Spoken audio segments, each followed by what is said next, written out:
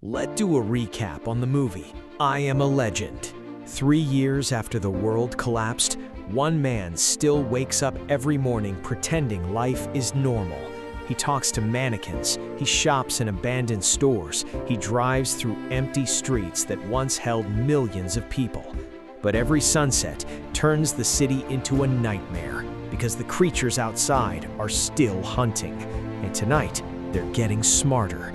This is the story of a man who survived the end of humanity, only to discover that being the last person alive might be worse than dying.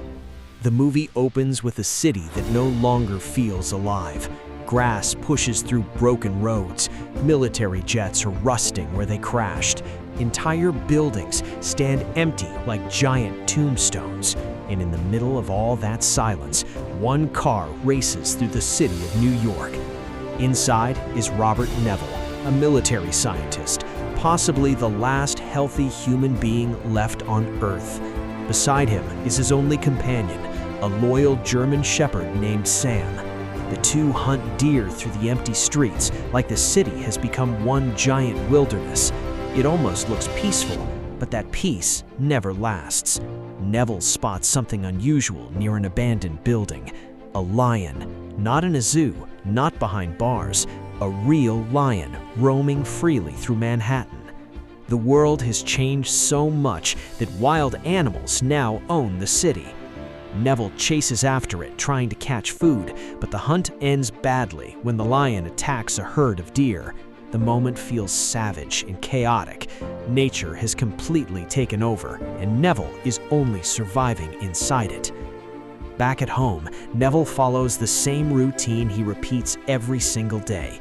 He locks every door, checks every window, secures every entrance. Because when darkness arrives, the infected come out. His house is more than a home. It's a fortress, covered with steel shutters, protected by generators, equipped with weapons and scientific equipment. Neville spends his days searching for a cure. He broadcasts radio messages every afternoon. Same frequency, same words, same desperate hope. I'm alive. If there's anybody out there, I can help. But nobody answers. Day after day, month after month, year after year, nothing. The silence slowly destroys him. To stay sane, Neville talks to mannequins placed around the city. He walks into a video store and argues with one like it's a real person. At first, it seems funny, then sad, then terrifying, because you realize this man hasn't had a real conversation in years. Loneliness is eating him alive. The movie flashes back to the beginning of the disaster. Years earlier, a scientist proudly announces a breakthrough treatment designed to cure cancer. The world celebrates.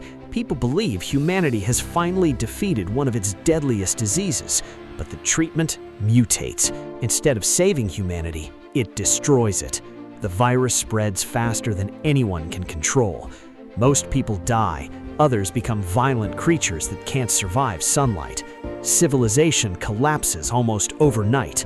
Neville remembers the evacuation chaos, military helicopters filling the sky, families screaming, cars crashing, panic everywhere. His wife and daughter are supposed to escape with him, but before they can leave, tragedy strikes. Their helicopter is hit during the evacuation. Neville watches him helplessly as his family dies. That moment breaks something inside him forever. And now, years later, he's still carrying that pain.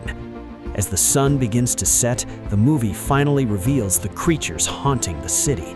The infected hide during daylight because sunlight burns them alive. But once darkness covers the streets, they emerge. Fast, violent, animalistic. Neville calls them dark seekers. They scream through the night like monsters from a nightmare, and they are always hunting. One night, Neville enters a dark building searching for supplies. Inside, he discovers infected dogs feeding on a dead animal. Sam attacks them to protect him. The fight becomes brutal. Neville barely escapes alive. But once they return home, he notices something horrifying. Sam has been infected. The virus is spreading through her body. Neville tries to save her. He holds her close. He whispers that everything will be okay. but deep down, he already knows the truth. Slowly, Sam begins transforming. Her breathing changes, her eyes become aggressive, and Neville realizes the only way to stop her suffering is to kill him himself. The scene is devastating because Sam wasn't just a daub, it was the last emotional connection Neville had left. Now he is truly alone. After losing Sam, Neville completely unravels. The routine keeping him sane disappears. He stops thinking carefully, stops acting rationally. Grief turns to rage. One night, he drives directly into the darkness, searching for infected creatures to kill.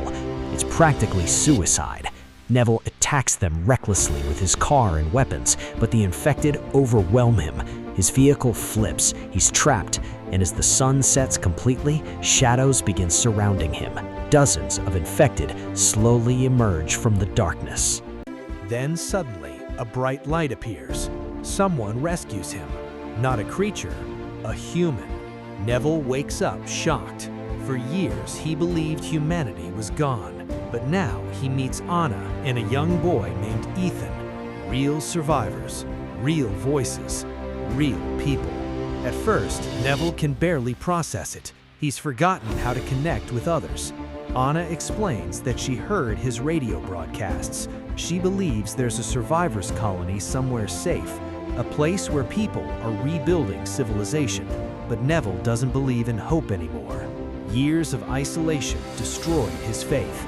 He insists there's no future, no escape, no point. Anna refuses to give up.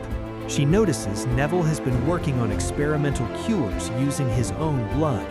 Most attempts failed horribly. The infected subjects died screaming, but Neville continues trying because science is the only thing keeping him alive. And then something incredible happens. One of his test subjects begins showing signs of recovery. For the first time in years, the cure might actually work. That night, Neville notices something. He realizes something even worse.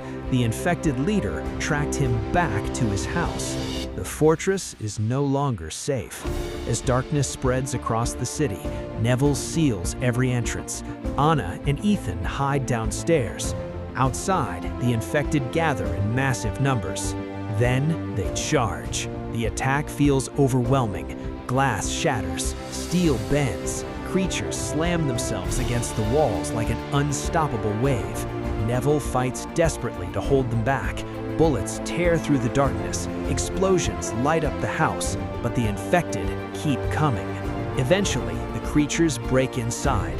Neville, Anna, and Ethan retreat into the laboratory. That's when Neville notices the infected female he was testing. Her condition is changing. The cure worked. After years of failure, he finally did it. But there's no time left. The infected leader smashes through the glass. The monsters flood into the lab. Neville understands what must happen. He gives Anna a vial containing the cure. Then he opens a hidden escape route for Anna and Ethan. Anna begs him to come with them, but Neville stays behind. For the first time since losing his family, he finally has purpose again. He finally believes his life meant something. As the infected rush toward him, Neville pulls out a grenade. He looks at the creatures one last time, then detonates the explosion. The entire laboratory erupts in fire. Later, Anna and Ethan arrive safely at the survivors' colony. They deliver the cure, and Neville's story spreads among the remaining humans. Some people remember him as the last man who fought against the darkness. Others remember him as the scientist who saved humanity. But in the end, he becomes something larger than either, a legend. Not because he survived, but because he refused to stop fighting even after the entire world gave up. One virus destroyed civilization. One man lost everything. But even at the end of the world, hope survived. And that's what makes this movie unforgettable. If you enjoyed this recap, subscribe for more cinematic movie breakdowns and turn on notifications so you never miss the next story, because the next movie might be even crazier.